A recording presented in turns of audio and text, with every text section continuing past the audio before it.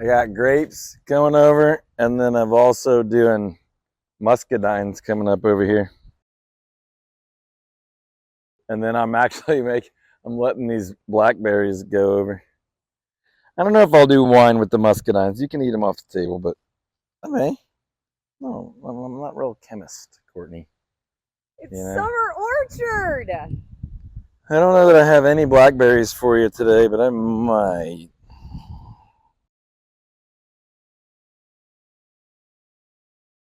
That's what I'm saying. This is the time of the year where it gets hot enough that you don't get a lot of new fruit, but you get a lot of vine growth, and then the fall can be exciting if you have the right varieties. This is the holy moly moment in the garden, meaning the garden's just overwhelmed by heat finally. So the flowers do really well. The zinnias pop. The girls love those.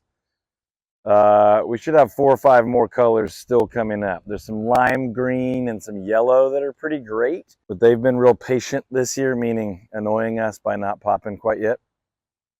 The pinks, the purples, the oranges, the reds hit early this year. Tomatoes will produce for a little bit longer, and then it gets so hot that they just stop until probably late September, and then it's a race because we'll put on a ton of tomatoes in the fall, and the question is, will we have enough time for them to get ripe? I wish people could see you eating it behind the camera and just the amount of joy. Eat those bright orange ones. Those are actually ripe, even though they look like a normal unripe. That's a super, super sweet cherry tomato variety. We have so much volunteer basil this year, basil that we didn't plant, that's why I let it go to seed sometimes. Those seed heads will just blow around the garden. It helps with pest control, so next year I'll have basil popping up in between stuff, and it keeps some of the bad bugs away. A little bit more natural, not all the same stuff in the same places. So it's a fun time to be out here, but we're actually just on the kind of the decline of a lot of the summer productivity.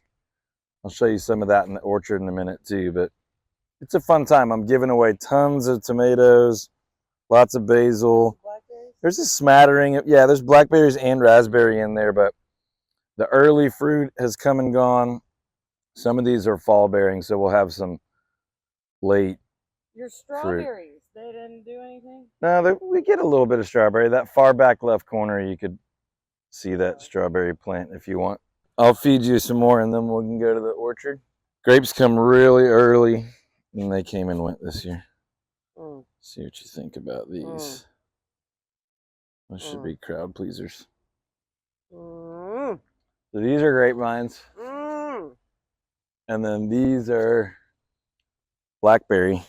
And then way down here, these more tender ones, those are muscadine. So those will come up over. These little thinner, tender vines. Well, muscadine, if you're in Texas, you're probably going to do better with those as a home grower. All right, folks, Summer Orchard Update 2025.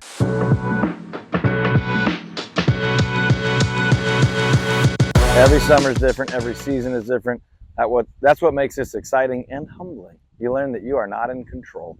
But it's been a pretty good summer out here. We had a bunch of apples. We absolutely dominated figs this year and still have quite a few. I think we have 1 apple left on the tree. I'll show you. A bunch of figs still coming. We've got pears like crazy, but it's not quite time for those. I'll show you and tell you why. We did really, really, really well with plums, but they're pretty much gone, but I'll show you the remnant of that. And then we'll talk about some other things that are going and growing on, as they say. All right, you want to see some figs? Come on.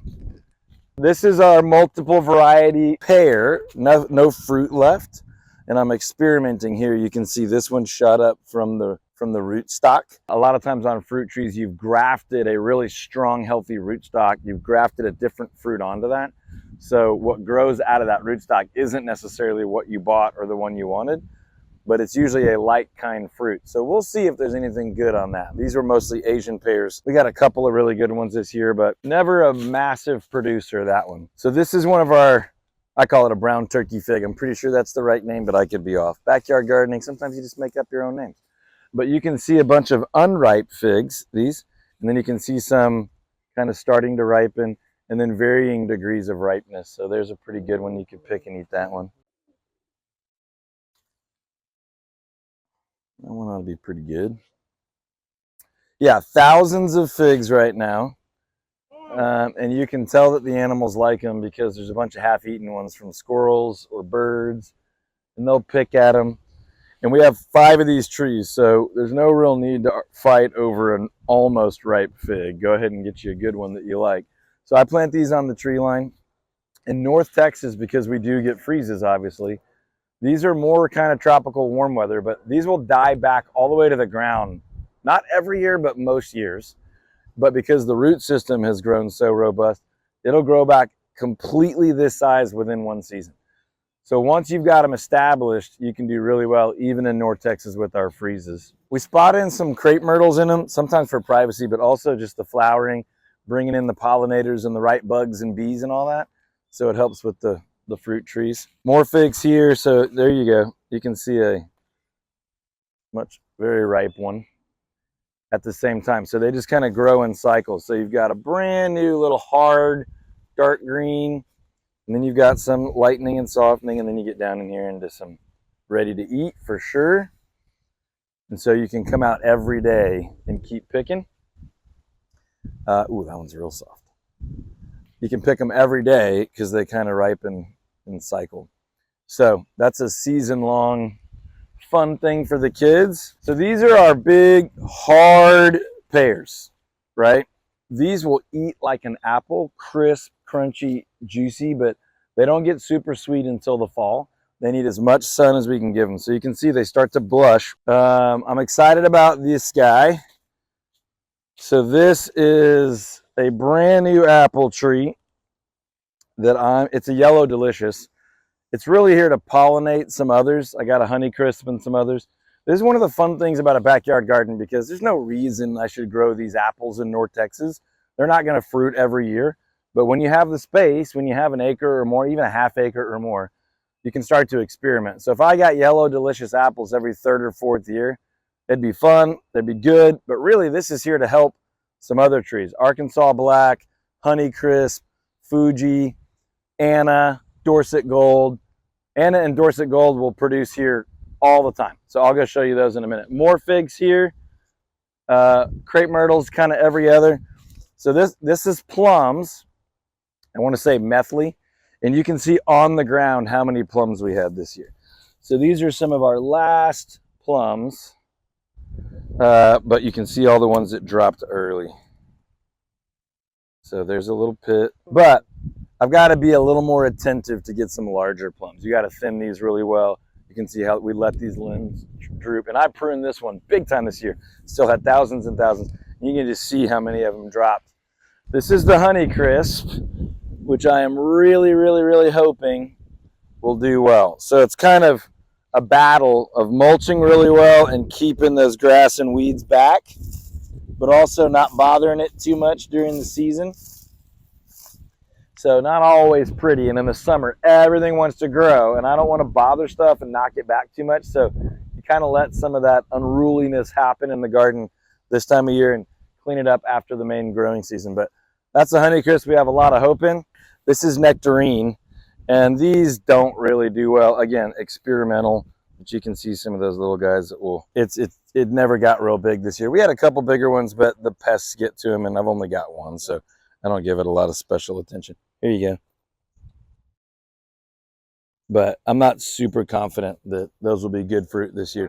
Again, one of the problems with growing a ton of variety is you don't necessarily obsess about any one thing because you got so much going on.